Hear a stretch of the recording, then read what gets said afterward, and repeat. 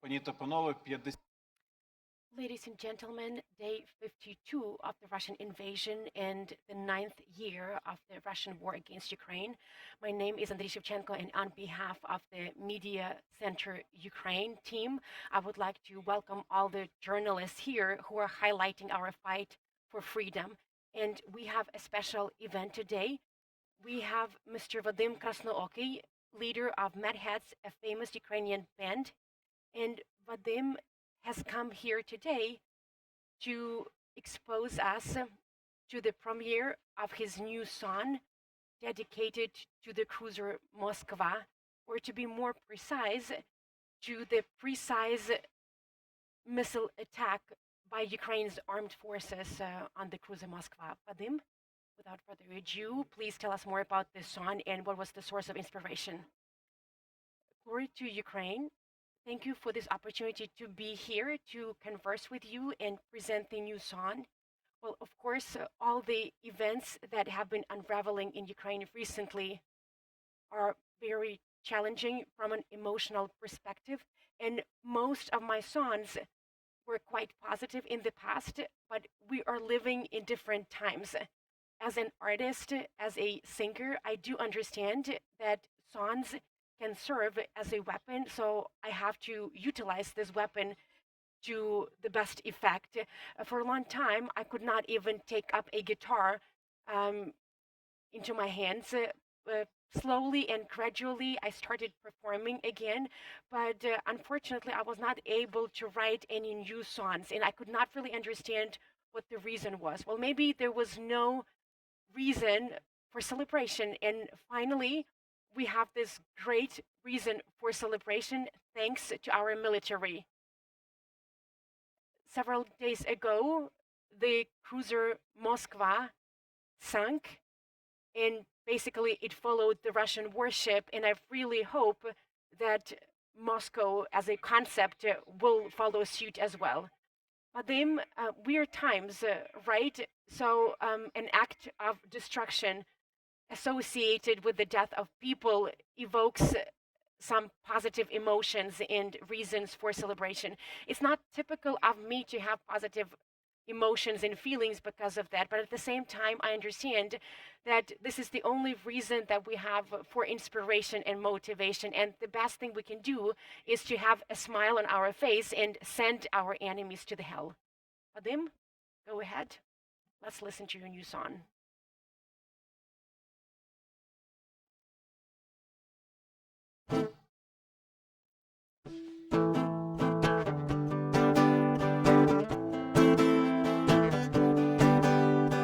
Ти цвіти на 3 літери, ти собі йди на 3 букви, іди собі на дно, місце там тобі, забирай всіх своїх зомбі. Корабель, корабель Москва, гори, гори в пекельному вогні. Корабель, корабель Москва, гори, гори у пеклі назавжди. Корабель, корабель Москва, гори, гори в пекельному вогні. Корабель, корабель Москва, гори, гори у пеклі назавжди. Ти собі йди на 3 літери, ти собі йди на 3 букви, іди собі на дно, місце там тобі, забирай усіх своїх зомбі. Корабель, корабель Москва, гори, гори в пекельному вогні. Корабель, корабель Москва, гори, гори у пеклі назавжди. Корабель, корабель Москва, гори, гори в пекельному вогні. Корабель, корабель Москва, гори, гори у пеклі назавжди.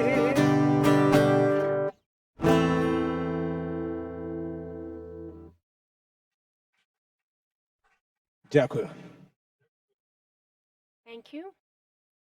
Thank you, Vadym. Can you tell us more about what you are doing right now? What can an artist do? What can a singer do right now to support the combat spirit of the country at war? with regard to my personal story, this information about the potential Russian invasion found me in Canada because recently I've been spending a lot of time there, so I shortened my stay there to rejoin with my family members in case they needed my help. So in early February, I was back in Ukraine, bracing myself for this potential war. I had no clue what this war would look like, and I'm very happy that I'm here right now because I was definitely able to help my family members, take them to relative safety, make sure that there was no threat for them. And I keep wrapping my head around how I can be of use. Do you continue singing? I do. If there's an opportunity or an occasion for it, for example, at checkpoints for territorial defense forces, for the military, for volunteers, for IDPs. When I went to the western part of Ukraine, I staged some concerts and performances for the refugees and IDPs because initially I was in the eastern part of Ukraine and it was not even appropriate to gather people for a concert or performance.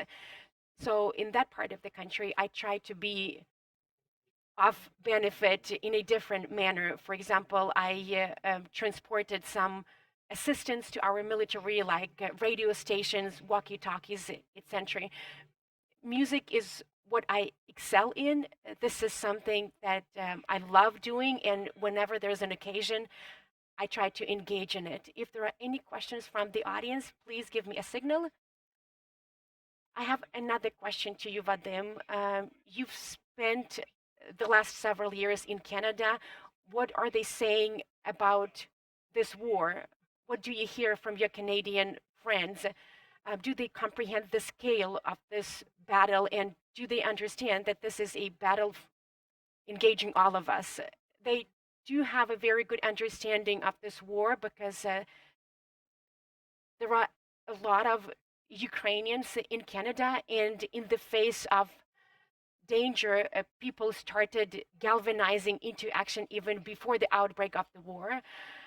There were some demonstrations in front of the embassy building, even in early February. I was there as well, singing some songs. So I felt the unity, I felt this Ukrainian power, but it was not only about singing and demonstrations.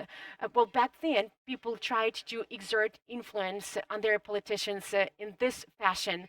They encouraged their government to provide Ukraine with weapons and armaments, to already put some sanctions on Russia.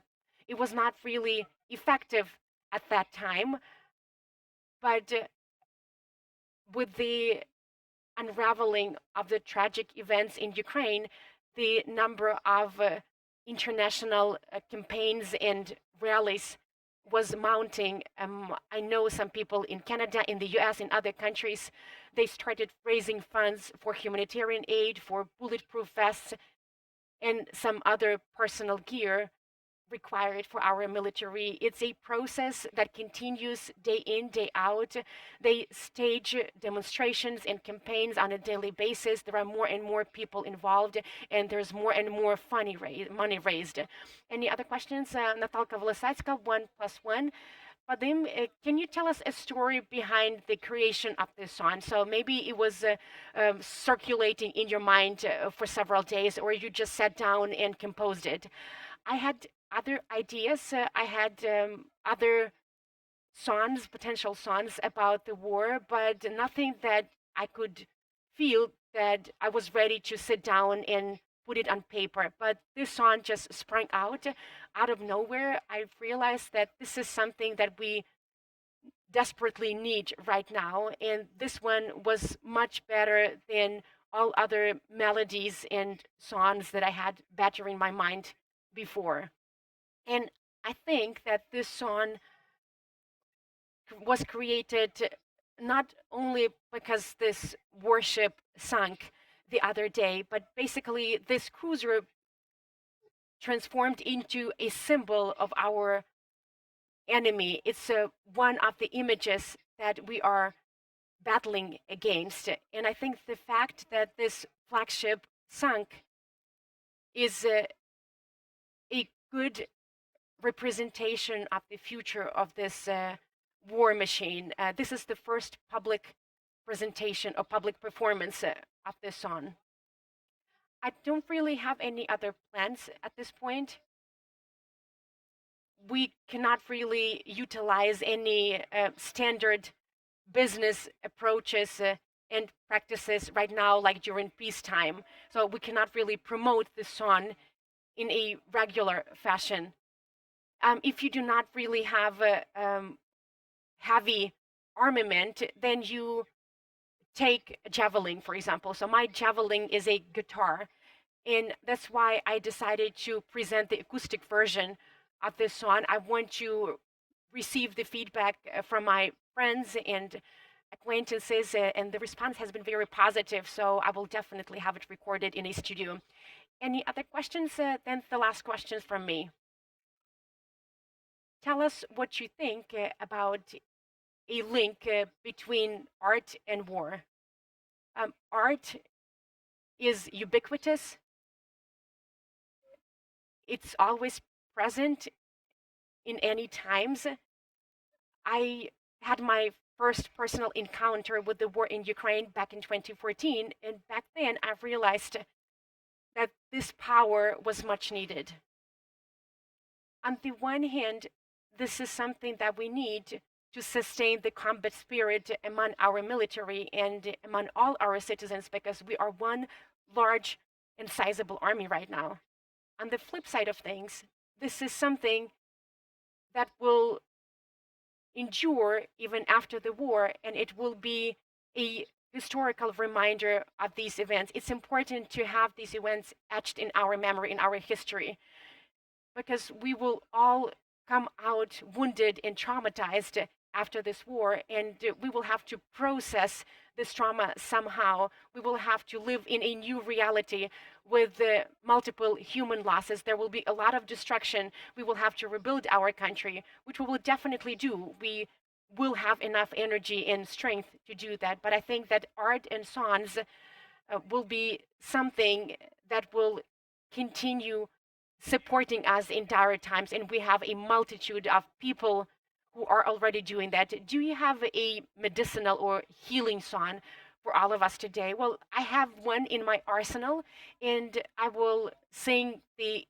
English language version of it, and I'm pretty much sure that all the Ukrainians are familiar with the Ukrainian language version of this song, so please sing along. Go ahead.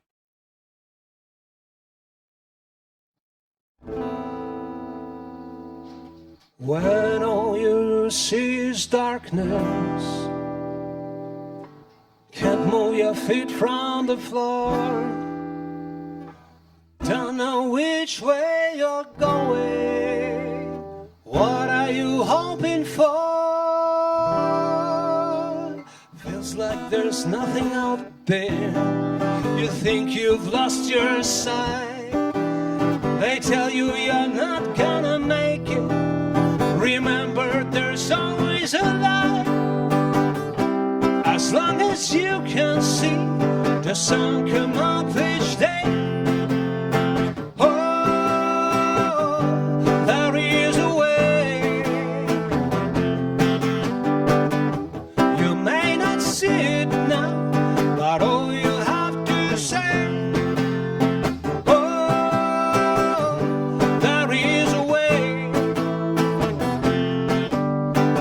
Опустилися руки, коли потемніло в очах, не знаєш ти, як далі бути, на що сподіватись хоча, не можеш, не віриш, не знаєш, не маєш куди утекти, і кажуть, чудес не буває, та мусиш для себе знайти. Поки сонце сяє, поки вода тече, о, надія є, лиха біда минає, просто повір у це, о, надія є, допоки сонце лише. О, надія є. Лиха біда минає, просто повір у це. О, надія є.